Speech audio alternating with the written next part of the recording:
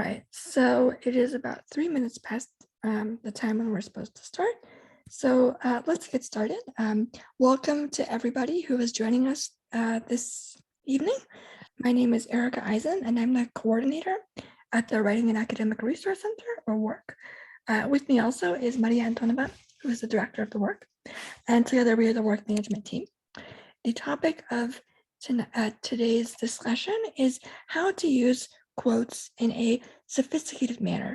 So, of course, all of you, in your academic writing have to use quotes, and, there are ways of doing that are more sophisticated and less sophisticated. So the goal of today's talk will really be how to level up your writing so that when you're using quotes, it's very elegant, it's very smooth, and it really shows that you're an expert and polished writer. So I'm going to just set up screen sharing and presentation mode here in 1 minute.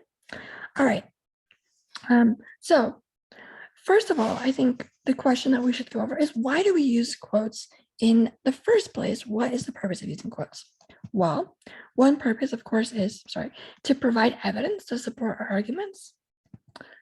Another would be to highlight specific language that we wish to analyze. So if we're writing a paper for a literature class, we might have a quote and then analyze, specific wording in that, specific phrases. Maybe the quote in question, provides the clearest possible summary of the central idea of the article, and we couldn't possibly paraphrase it or summarize it any better. So we use the quote. And I want to emphasize this, not to take up space, so we have to write less ourselves. I want to emphasize it is incredibly obvious to your professors and your readers when you do this, when you use a long quote, because you can't think of enough words to fill the assignment. Please, please, please don't do this. It is very, very obvious. Okay, so oftentimes when I have read student work, I see something like this. So I'm going to read this paragraph out loud. I wrote it, but it's, basically, I think a good mock example. So as I'm reading it, be thinking, what are the issues here, specifically with the quotes? How can we do this better? All right, so Mortimer Adler, I should say that all of the examples in this presentation are coming from FYS readings. So if you're confused, that's what that is. Mortimer Adler argues that taking notes is a key part of reading. Quote, "You shouldn't mark up a book which isn't yours. Librarians or your friends who lend you books expect you to keep them clean, and you should." End quote. He says that writing while reading helps you understand the text better. Quote, "Why is marking up a book indispensable to reading? First, it keeps you awake, and I don't mean merely conscious, I mean wide awake. In the second place, reading, if it's active, is thinking, and thinking tends to express itself in words, spoken or written. The marked book is usually the thought-through book. Finally, writing helps you remember the thoughts you had or the thoughts the author expressed." Okay, so I'll ask you guys to press the hand raise button if you have any thoughts about what some issues are with this paragraph. How could we improve it, specifically related to the use of quotes? And I'll ask Maria to please let us know if someone has their hand raised.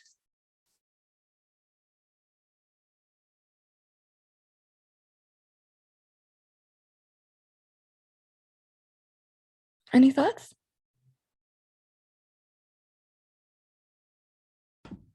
Eric? And then Medina. I think that the quote is too long. This second one, yeah, it's incredibly long, right? 1, 2, 3, 4, 5. It's over, 5 lines long, and at that point, you might be thinking, is all of this relevant? Is all of this really needed? Couldn't I summarize some or even all of this? Yeah, so absolutely. This is kind of an example of what we were just talking about, a student who seems to be maybe using a long quote because they can't think of what to write. Very good.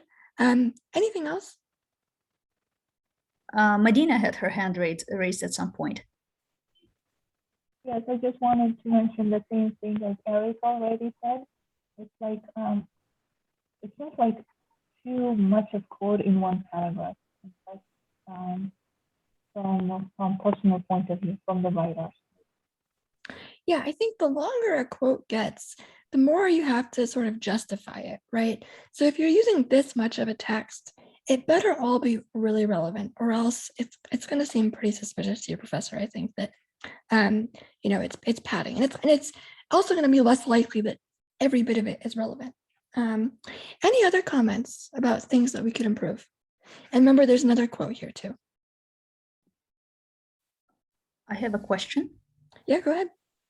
Erica, you mentioned padding, right? That professor might think it's padding. Could you please, is it possible for you to, to explain to us what you mean by padding? Sure. Padding is sort of trying to make your essay longer, but not by using your own words. So let's say you have to write a 10-page essay, but you only have 7 pages worth of ideas. At that point, you might be panicking. And you might think, okay, well, if I use some long quotes, that might get me to the length, right? So you're stretching your essay, but you're not actually adding substance, right? You're just adding length. That's what I mean by padding. You're not adding ideas, you're not adding analysis, you're just trying to make it longer. Oh, I see. What they call adding water in Russian, I guess. Adding water, okay. Okay, all right, thank you. Anything else? Any other observations? All right, so I want to turn our attention to the first quote as well. I think we got to the problem with the second one. So what's the problem with this first quote? So the question I would have about this first one is, how is this relevant? So let's look at the sentence before it. Mortimer Adler, this author, argues that taking notes is a key part of reading. Okay, very, very fine. Quote, you shouldn't mark up a book which isn't yours. Librarians who lend you books expect you to keep them clean. I mean, that is not at all related to what was just said. So it seems like something out of the blue. It's like if someone asked me what I want to eat for dinner, and I replied that, my favorite color was blue, right? Not relevant, right? So there's no link between the quote and what was just said. As we mentioned, the problem with the second one is it's super long, and it would probably be better to paraphrase, meaning to put into our own words, some, if not indeed all of this. And the last problem, big problem, missing citations, right? I should say I'm not going to be going into the rules of citations in this presentation, but if you want a refresher, we do have an anti-plagiarism workshop on our YouTube page, which again is linked to in the chat of this Zoom. So if you have questions about citations or paraphrasing, I encourage you to look at that because it gives you a very clear and concise guide for how to do that. Okay, so these are problems that I often see. Problems connecting a student's text to the quotes that they're using, problems deciding on the correct length of a quote, these sorts of things. And these are precisely the problems that we're going to be addressing in today's workshop. All right. So in order to combat these problems, sorry, I don't know why it's not going. Yes, this is an example of poor use of quotes. So we're going to be talking about a couple of things that set apart a weak paper and a strong paper. So what does a weak paper look like with regard to how it uses quotes? A weak paper will, for example, use many long quotes purely to extend its length, adding water, as Maria was talking about. Fail to provide context or explain the relevance of quotes, right? So that that first example that we were looking at where the quote was totally not related to what was being discussed. Rely on long quotes to give information that could be summarized. So, sometimes there is decent information in a quote, but it's not said in the most concise manner, and it might be more efficient in your essay to just restate it in your own words. All right, and then lastly, forget to cite properly, right? Those quotes were lacking a parenthetical citation. All right, whereas a strong paper, a paper that I hope you guys all will be able to write after seeing this, will only include quotes when they are relevant and necessary and not add water. Always ensure that the meaning and relevance of quotes is clear, right? So sometimes we need to provide some context or summary for the reader to help them understand why we're using this quote. Skillfully paraphrase or summarize, as well as using quotes, demonstrating a strong understanding of the text. In order to be able to paraphrase a sentence or a paragraph, you need to really understand it and know how to put it in a clear and concise manner. So one thing that to me demonstrates that a student is a strong writer and a strong reader is that they're able to paraphrase, right, as well as using quotes. And of course, always remember proper citation. And as I mentioned, if you're unsure how to cite or paraphrase properly, please review our anti-plagiarism workshop on our YouTube page. I'm not going to be going over those things today in the interest of time, but they are super important skills to have. Okay, so the first thing I want to talk about with regard to sophisticated use of quotes is something called embedding quotes. Embedding quotes is basically instead of having this separation between your sentence and the quoted sentence, melding them together into one unified, beautiful whole. Okay, so the definition I give here, it's the process of integrating parts of a quote with your own words in order to smooth the transition between your own words and those of another author.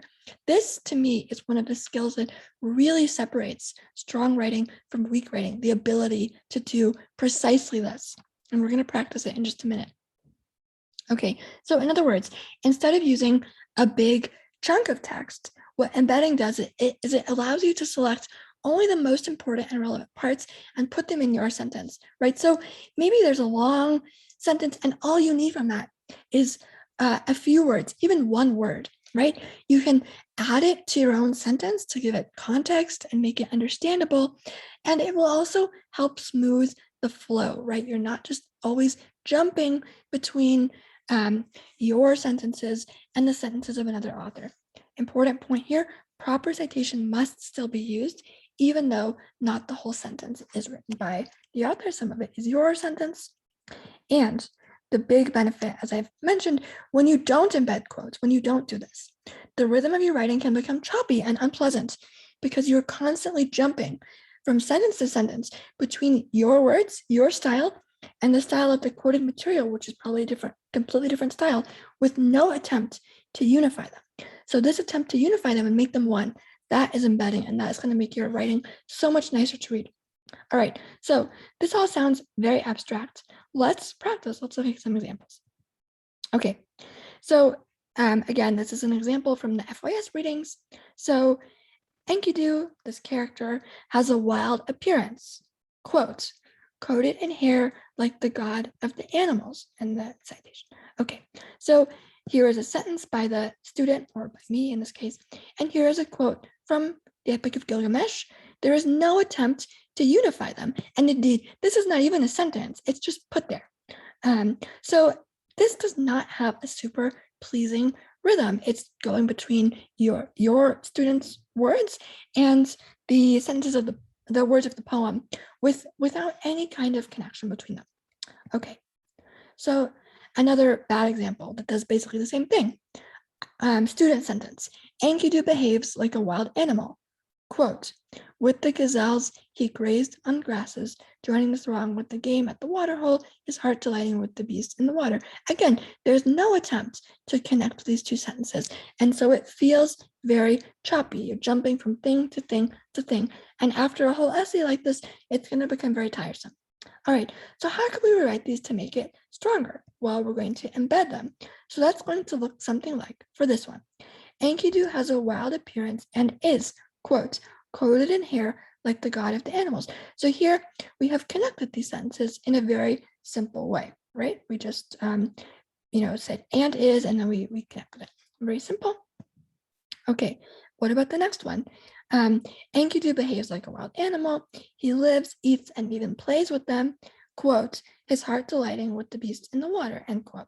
Okay, so here we've given a kind of a summary in our own words of part of this quote, and then we've kept part of the quote as the original text, and we've joined them together. And again, this feels much nicer to the reader. You're making it much smoother, and it feels like you have, interpreted it and had to understand it in some way. So this feels, again, much more sophisticated. All right, so modifying quotes. Sometimes when you embed quotes, when you connect them to your own sentence, you have to remove unnecessary parts that are less relevant to the argument you're making, or you have to adjust them to make them fit the grammar of your sentence. For example, your sentence is in a different tense than the text is written in, and then you would have to make some small adjustments. How do we do that? We use ellipses, which are these 3 dots, to indicate that we have removed material. And we use brackets, these square parentheses, basically, to add words or change things like verb endings, what I was just saying. So, for example, let's say we have this quote. It's again, it's from Gilgamesh. Quote, "A savage wild bull you have bred in Uruk the sheepfold. He has no equal when his weapons are brandished." All right, some very nice lines of poetry. Let's say, our essay is focusing on how Gilgamesh is described in the poem. So we have 2 descriptions of him in these lines. 1, we describe him as a savage wild bull. 2, we say that he has no equal where his weapons are brandished. This part in the middle, that's not relevant. So we're going to cut that out by using ... an ellipsis, right? The gods call Gilgamesh a quote, a savage wild bull who has no equal when his weapons are brandished. So notice also, in order to fit the grammar of the sentence, we had to add this word who, which is not in the original, and we put it in brackets to indicate that this is our addition that we did just in order to make the grammar fit. So an important note here, yes, you are allowed to change quotes, but you are not allowed to change their meaning, right? So let's say someone said, Gilgamesh was not kind. I don't know. You're not allowed to take out the word not or do something like that. So it's completely changing the meaning. What you are allowed to do are, again, these small changes that allow you to use it in your own sentence in a grammatically correct way. Okay, so please, please, please don't abuse this ability, basically. Okay, here's a question. What if I need to use more than a few words or phrases? So here we were just taking out some choice parts of sentences, but sometimes we need to use more than that. That's okay. Sometimes that is necessary. We need to use a full sentence or even more, but we can still do it in a sophisticated way that preserves the rhythm of our essay. And I'm going to show you just how to do that. There are a couple ways, and it's very simple. Okay, so let's say we have this quote that's very nice. We want to use it. So quote, "If reading is to accomplish anything more than passing time, it must be active." Okay, so this is a quote that nicely summarizes the central idea of the reading that we're analyzing in our essay, let's say. So let's use the whole thing. Let's not cut anything out of it. How we can add it to our own essay in a sophisticated way is very simply by using an introductory phrase, such as Mortimer Adler argues, this is the author, comma, blah, blah, blah, or in the words of Mortimer Adler, or Mortimer Adler writes, or according to Mortimer Adler, right? So any of these we can use to introduce this quote. And it's, again, a way of unifying our own writing with the quote that makes it seem more harmonious, that makes the flow very nice. Another way we can do it is Mortimer Adler writes that, right? Quote, "If reading is to accomplish anything more than passing time, it must be active." So a small punctuation note. If we're using that, we don't use a comma. And this is lowercase, not uppercase, right? So small grammar difference, but the meaning is the same. And what we accomplish is the same. We have used a short introductory phrase to unify our own writing with the quoted material and thus make the flow of our essay better. All right. So to that point, as you might have noticed, we have verbs here like argue, writes. There are other words that we can use here. And what are they? Here is a list of some handy verbs to know. So let's say you want to just summarize what the author says in a neutral manner. Here are some verbs you can use for that. says, states, writes, etc. I'm not going to read all of these. You guys are perfectly capable of reading them for yourselves. One thing I want to point out here, though, is that some of these at the bottom, in English, we do not use with the verb or the word that. So you can't say describes that, but we can say describe something or describe how, something happens, blah, blah, blah, for example. Again, we can't say examines that or investigates that. We say examine something or investigates something.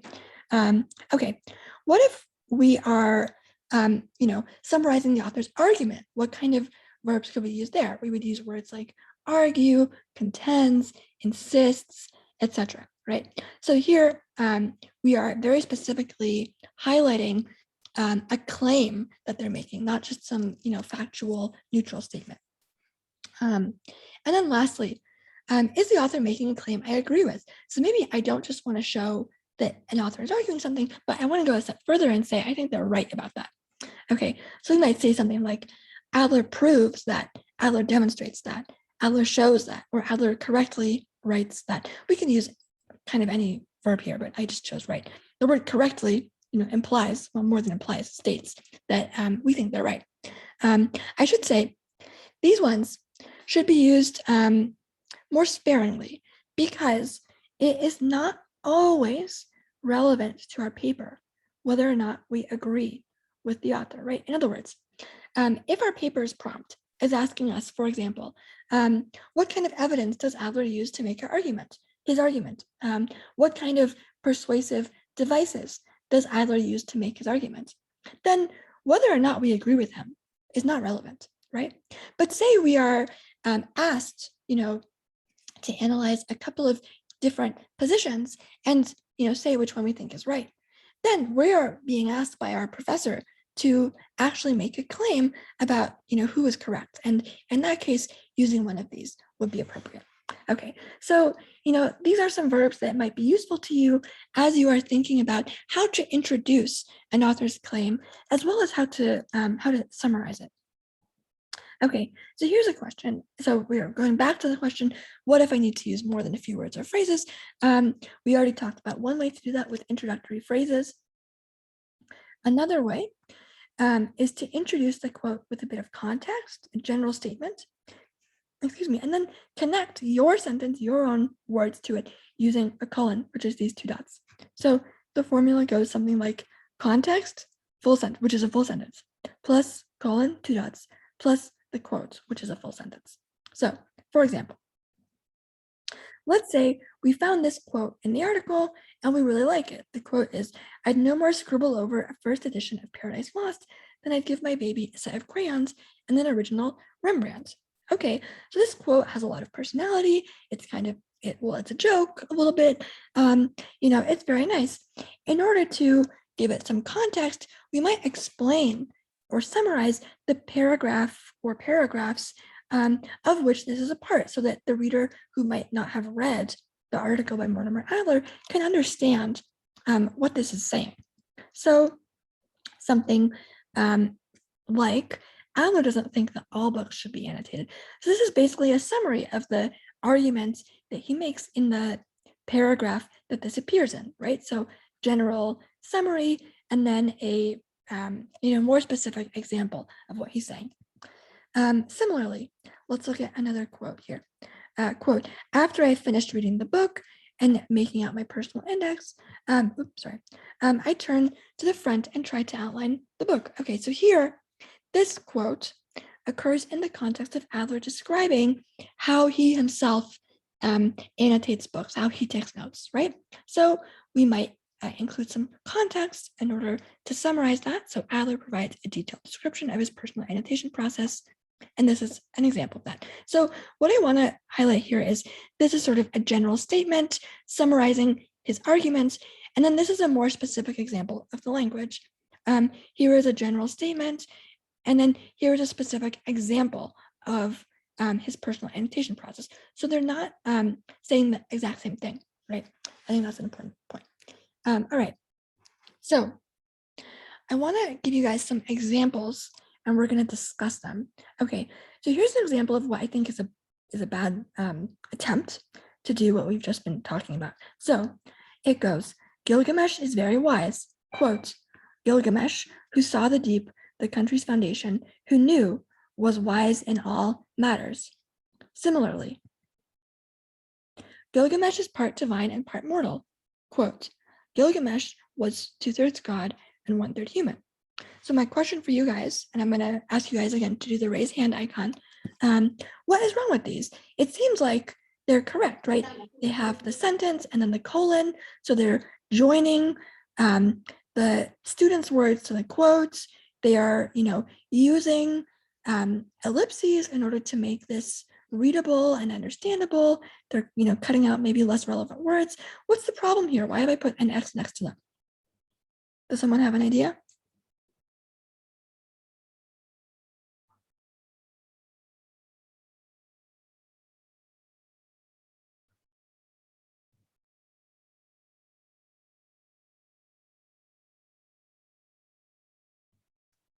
Anybody?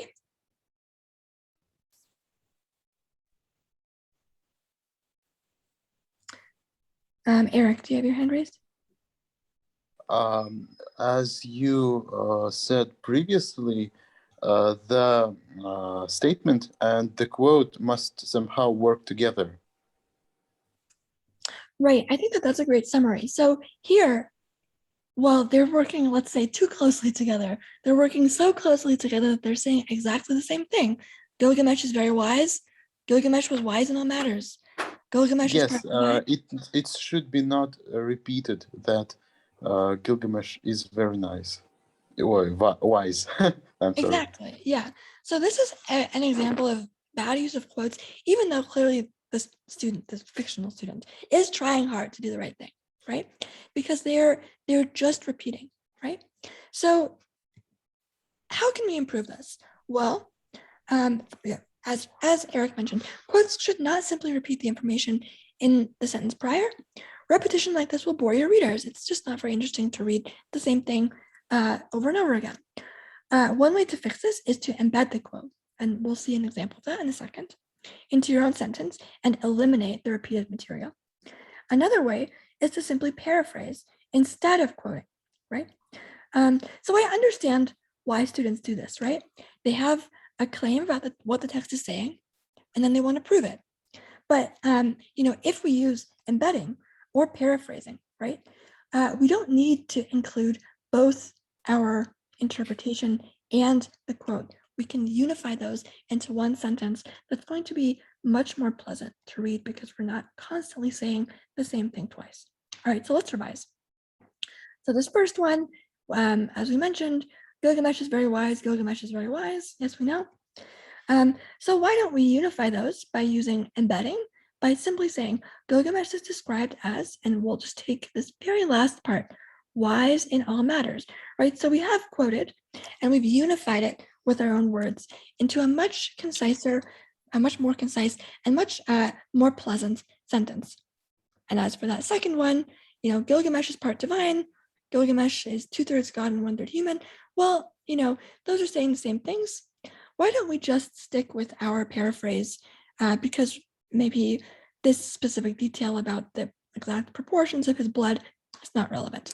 So that repetition is not necessary. So please, please, please do not simply repeat the information. Again, you can give context or interpretation and then an example or, a specific piece of language, but please not the same in your own words, the same in the author's words, right? Those are two different things, and I hope you guys see the difference. All right, so here's another question. What if I need to use a really long quote? So we were talking at the beginning about how, there was that 5-line quote in the, fake paragraph that we were looking at, and probably not all of that was relevant. Well, sometimes, and I want to emphasize this, sometimes, not always, using a really long quote is truly necessary. If so, you can place it in your essay as a block quote.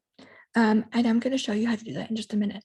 But please, please, please make sure that the whole thing is really necessary and not just a way to take up space. I want to note here, block quote formatting differs from style guide to style guide. So MLA has different rules from APA, has different rules from Chicago. So please, please, please be sure to check the rules of what style guide you are using. So if you're writing a literature paper, you might have to do it in a slightly different way from if you're writing a psychology paper or a history paper. These all have different rules. They also have different rules about how long a quote needs to be in order to make it a block quote. Some say it has to be a certain amount of words. Some say it has to be a certain amount of lines.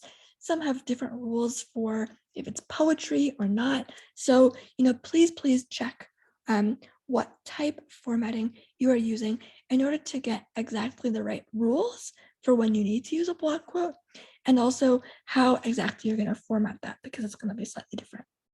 All right, so let's look at an example. So let's say I'm writing an essay about Gilgamesh, and I'm specifically writing about architecture in Gilgamesh, how architecture is depicted. So here is my introductory sentence. Gilgamesh depicts Uruk as a city of architectural wonders. And then here's my long quote. It's 5 lines long. So I'm going to use it as a block quote. And then my text starts again. So what do we notice here about how this is sort of special? The first thing, when you use a block quote, you're going to indent it, right? It's going to be in relative to the rest of the text. It starts on a new line, right? So it doesn't keep going blah blah blah blah. You make a new line, and you also use no quotation marks at the beginning or the end, which seems a little bit odd, but that is the rule. And then the last thing, please, please, please, even though there are no quotes, that doesn't mean we forget the citation. So there is still a citation, even though there are no quotation marks. So this is kind of what a block quote looks like. Again, the different styles might have different rules. For example, in Chicago style, block quotes are single spaced instead of double spaced.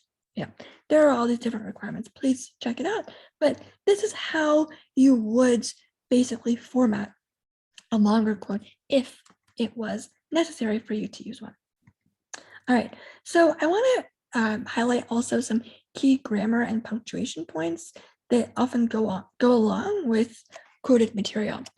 These are some mistakes that I see often, and they're small, but they're easy to fix. So let's highlight them and fix them now. So number 1, we often use the word that to introduce quoted material. So-and-so said that, blah, blah, blah. There is no comma before or after the word that in such situations, okay? Never, never, never, never when we're using that for quotations. So for example, wrong. Mortimer argues, comma, that, quote, marking up a book is not an act of mutilation, but of love. This comma is not necessary. No comma before, no comma after, just straight into the quote. So it would be fixed and look like this. Mortimer argues that, blah, blah, blah, blah. Okay, very simple. Next rule, there is no need to repeat an author's given name after the first time you say it, right? So I often see students using a writer's full name every time they mention them in their essay. So Chingiz Aytmatov this, Chingiz Aytmatov that, for example.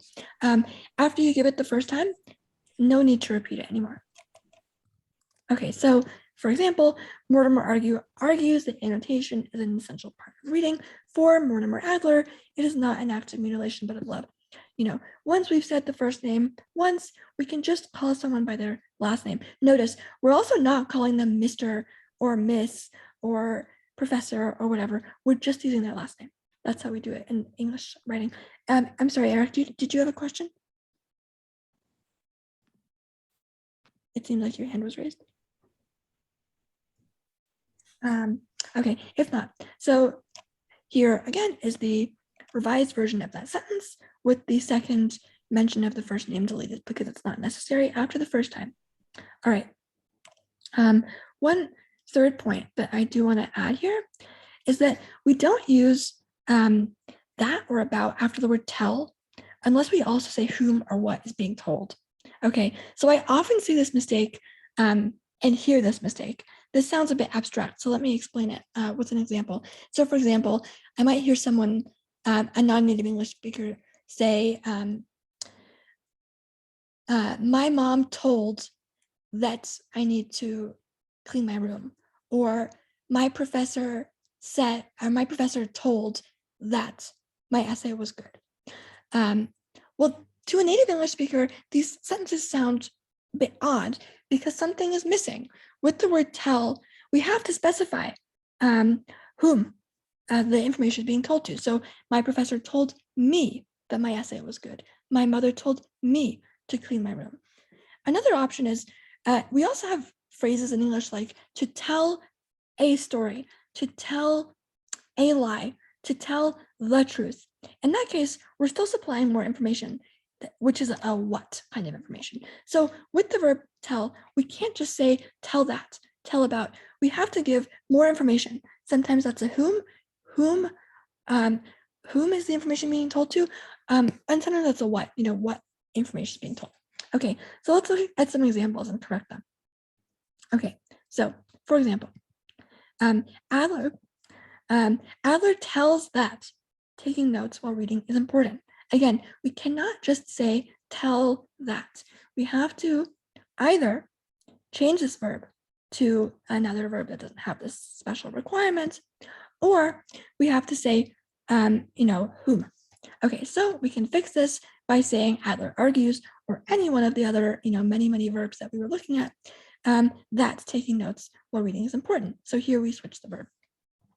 Another example, Gilgamesh tells about the adventures of a king and his companion Enkidu. Again, we can't say tells about, we have to add more information. So we can say something like tells the story, right? Here we're adding a what. Gilgamesh tells the story of the adventures of a king and his companion Enkidu. Then, this is fine. And then the last one, archaeologists tell that Gilgamesh may have been based on a real king. Again, we can't say tells that. We have to say something like archaeologists tell us, people today, that Gilgamesh may have been based on a real king. Or we could say something like, we could change the verb. We could say archaeologists think that or believe that, right? So two options to fix this very simple and very common error. One is to change the verb to something that doesn't have this requirement about more information, and the other is simply to add more information. Okay, so I want to summarize what we have learned so that we don't forget and so that it's crystallized.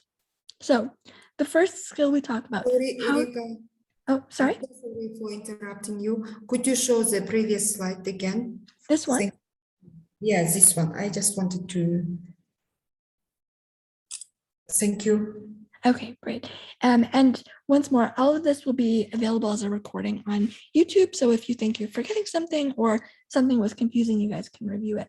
All right, so we learned how to embed quotes, right? How to unify them with their own words. We learned how to introduce quotes by providing context so that it's immediately clear why we are including those words and what they mean, right? When to use block quotes sparingly and, in what format? Excuse me, to avoid using quotes that simply repeat what we have already written. And some common grammar and punctuation mistakes to avoid. All right, so I want to leave you guys with some further resources. So the first one is that the resources for students page of the Works website has a lot of information related to citation, to paraphrasing, and to using sources, right? So if you go to work.auca.kg and you scroll down, there's going to be a blue circle, right? With, I think there's a picture of a book on it or something. That is the resources for students page. It's labeled. If you press that, there are many really useful resources that will help you with writing, including, but not limited to, how to cite, paraphrase, and use sources in a proper way. Okay, the Work AUCA YouTube channel, so this is the name, has recordings of other useful workshops. Shortly after I finish this recording, I will have the recording of this one so you guys can review it.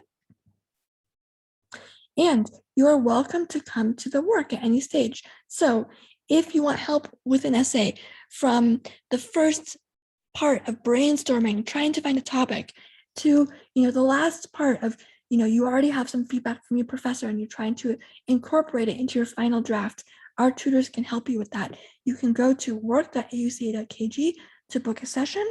I want to emphasize that these sessions are completely free. that our tutors are specially trained and that they are eager to help you at any stage. So please, please, please, if you want help, if you need help, there's always a place you guys can go. So with that, I want to thank you guys for your attention and for your participation. And at this point, I'm going to stop screen sharing and I am going to open it up for questions and answers. So if anybody has any questions or needs something repeated or wants to add something, please press the raise hand button and I will be happy to call on you.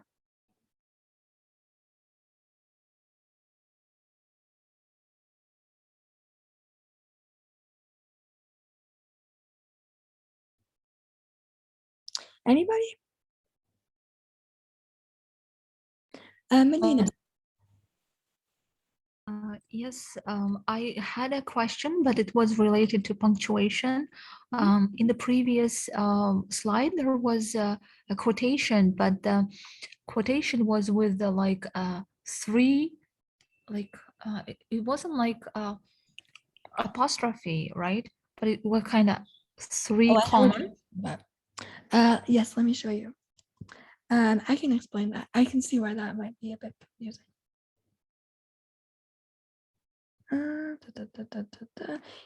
Here, right? Right. Yeah, so this is because this is a line of dialogue. So someone is saying this in the poem, right? So we have the double quotes on the outside show that we are quoting something from another source. In this case, the source is the poem Gilgamesh. And the single quote shows that this is someone speaking in that poem, right? So it's not just the narrator of the poem, it's a character speaking, right? So because it's a character speaking, we have to also show that, that they're speaking, and we do that using the single quotes. Does that make sense? Yes, it does now. Thank you very much. Okay, no problem. So to summarize, if you have a quote within a quote, you use single quotes, right? So if you're quoting what someone said in a novel or, in an article, maybe some interview, for example. Very good. Any other questions?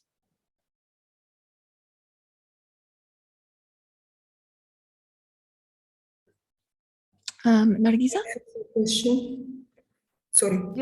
Dear, thanks for informative presentation. I have a question. Can we use citation? What if we are reading article, citation of authors in the article to use in our? So it's impossible now. Yeah? For example, we read the article, and in the article there are so many interesting citation of that.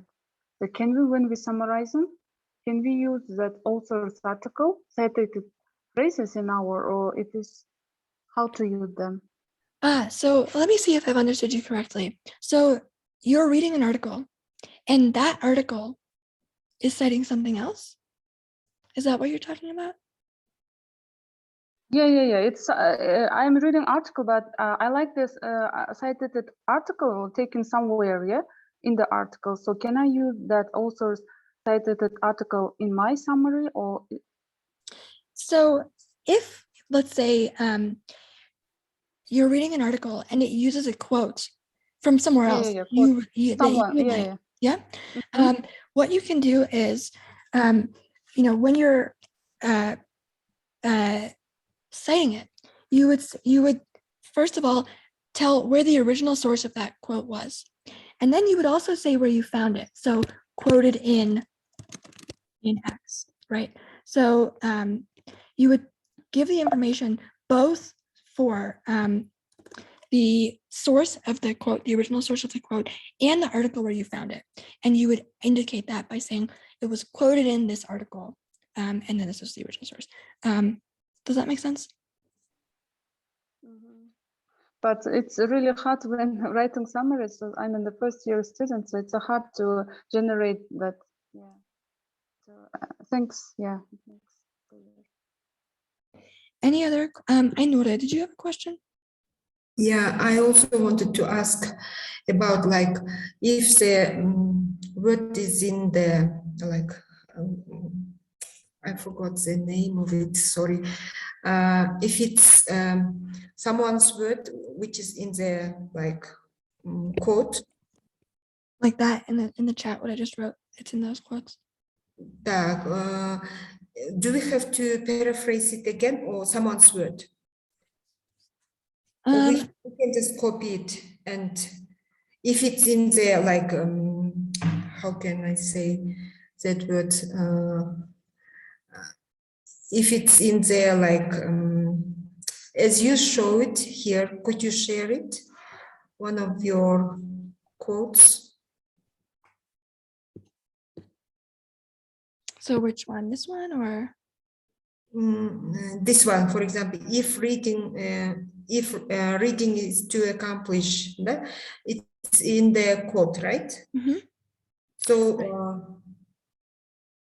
I mean, like this sign, this which is in the beginning and at the end. Yes. Oh, let me see if I've understood you correctly. So you are asking if you need to include quotation marks when you are paraphrasing? Yeah. Or yes, Yeah. when you, yeah, okay. So when you are paraphrasing, you're taking an idea. You're taking the person's idea, but you are not taking their exact words, right? Mhm. So when you are not taking the exact words, when you are not taking the exact words, you don't use the quotation marks. The quotation marks are only for the so-called direct quotes. Oh, okay, good. But the very important thing, Ainura, is to make sure that you still cite, that you still indicate the source. Because even though you are not taking the words, you're still taking the idea, and it belongs to somebody else. So you still need to include the parentheses, and you still need to include the author and the page where you found it. Is this clear? Yeah, thank you very much for it's clear right now. And that statement should be not so long, right? Which is in the quotation mark. What do you mean in the quotation marks? Like, I mean, the statement should not be long. It should are be you talking about a paraphrase or a direct quote? direct Because quote. Direct quote. Well, so to answer your question, when do we use a paraphrase and when do we use a direct quote? We use the direct quote when the words, the precise words are important. When we want those very words, right?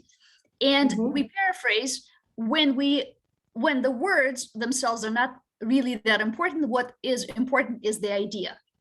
So usually usually an idea can be condensed to smaller sentences, right? When you're paraphrasing, you are definitely making it shorter.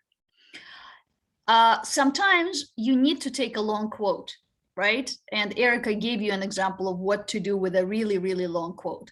But most of the times, we don't really need very, very long quotes, right? So therefore,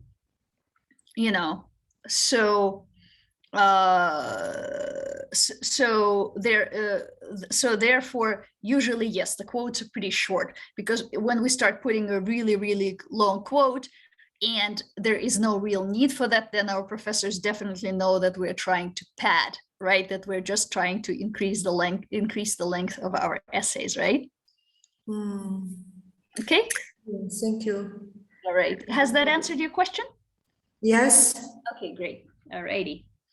And I would just add to that if anybody has questions about paraphrasing and direct quotes, the difference between those, obviously Maria just gave a great explanation, but I would encourage you guys again to look at the Anti-Plagiarism Workshop, which I just put a link to. We have a recording of it on our YouTube page, and this goes much more in depth. So if those are confusing topics for you and you want some review, please take a look at this, because I think it gives a really clear, step-by-step explanation of when you use a direct quote, when you use a paraphrase, and also how you do that in a correct way. Ainura, do you have another question? One more question, sorry. I can't identify, like, when we write summary, so do we have, like, can we add our ideas?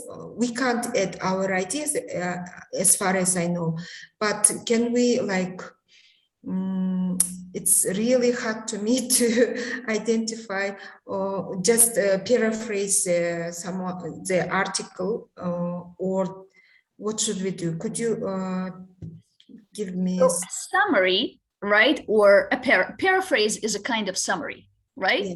Mhm. So all summaries or paraphrases, which are, like I said, in a paraphrase, is a kind of summary. This is basically you saying expressing in your own words somebody's idea, right? And as you know, you always have to cite paraphrase, right? You have to say where you got this from, right? So you got this idea from, I don't know, Vygotsky, you got this idea from, Dewey. And of course, Sorry for interrupting, Maria. So is it, I cannot say like, I got this idea, right? no, you just put it in parentheses and you put the author and the page number. Mhm. That's what the citation is for, right? Yeah. But the point is, right, even though you are explaining it in your own words, the idea is still not yours, right? Yes. Mhm. Therefore, you can't change it and you can't add to the idea, because otherwise you cannot say that this is somebody else's idea, right? Mhm. They would be pretty upset if they found out that you're saying this is their idea, but you actually changed it. Okay. You can, after you have paraphrased their ideas or after you have summarized your ideas, then you can add your ideas. But the person who is reading it has to be very clear where their ideas end and where your ideas begin. And that's why we add the parentheses, right? And that's why we cite, so after you finish telling somebody's idea and you wrote in parentheses where you got this idea from, then you can start expressing your own ideas, and then your professor, or your reader will know that this idea doesn't come from anybody, that this idea is yours. Is this clear? Okay, it's really hard to me, difficult to me to. How about, we give an example? Okay. So let me see. Okay. Let me see. I'm just looking for a way to start typing. Okay.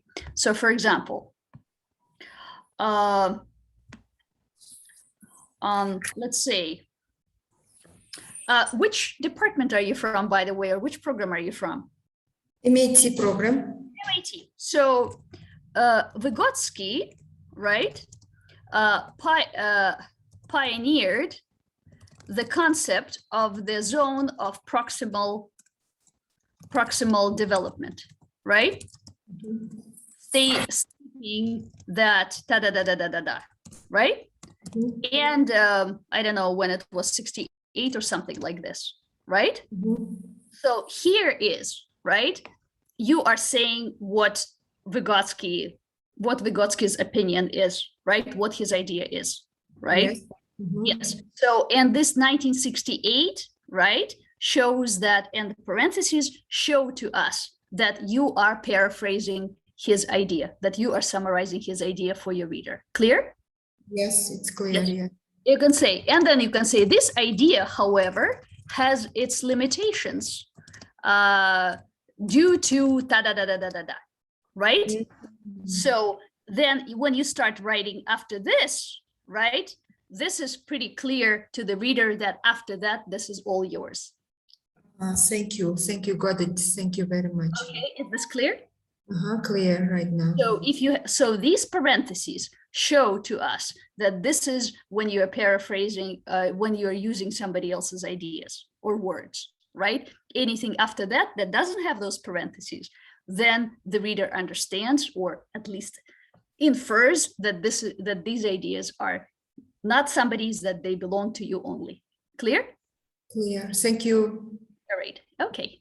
Yeah. So I think the important takeaway there is first to clearly separate the author's ideas from your own ideas. And first, that in order to make your ideas make sense, you have to first give your reader a very clear idea of what the author is saying, right? If I just walk into a room and I say, I don't like it, that's not going to make any sense because nobody knows what I'm talking about, right? So first you have to establish what the author is saying, and then you give your opinion. Maybe you agree, maybe you disagree, maybe you just have something to add, right? So, you have to lay the foundation before you can build the house. Are there any other questions? Nargisa? Sorry again, Miss. So at the paraphrasing at the end, we can add our ideas. Yeah, like our own ideas, not from the article, for example. After you finish paraphrasing. After finishing paraphrasing, then to show this is my idea to Yes. the reader who's Because paraphrasing is summarizing Yeah. somebody's idea, right? Somebody's ideas. So after you finish summarizing somebody else's idea and indicated that it is somebody else's idea, then you are free to add your own. After that, okay. Like Erica said, very important that your reader is very clear where somebody, where another person's ideas and yours begin.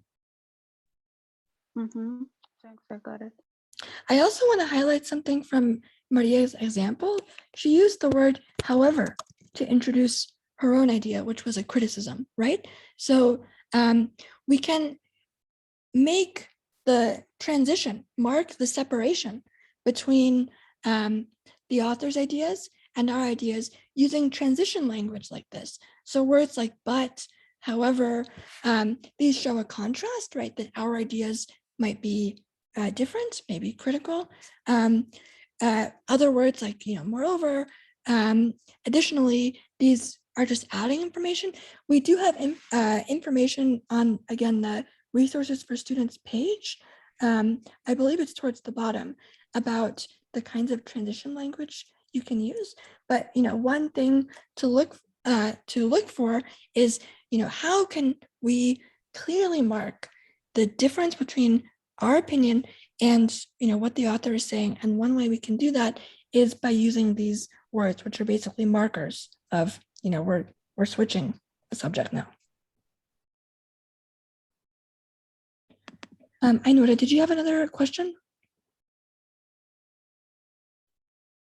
Thank you. No questions. I have no questions. Thank you very much. Now it become clear for me. Okay. Well, does anybody else have anything that they would like to say or would like to have clarified?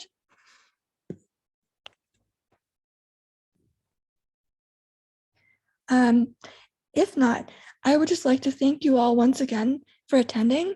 I hope this was helpful. Once more, this recording will be available on our YouTube channel. And I do encourage you guys to look at the other workshops on there because the one about anti-plagiarism especially seems like it's going to be really helpful to these questions about paraphrasing and citation especially. Unfortunately, I didn't have time to go into those topics today because that would be a whole another hour, but I'm really grateful for your guys' good questions, and I really hope that some of this was clear and that it will help you to level up your writing in the future. So thank you all. Thank you, Erica.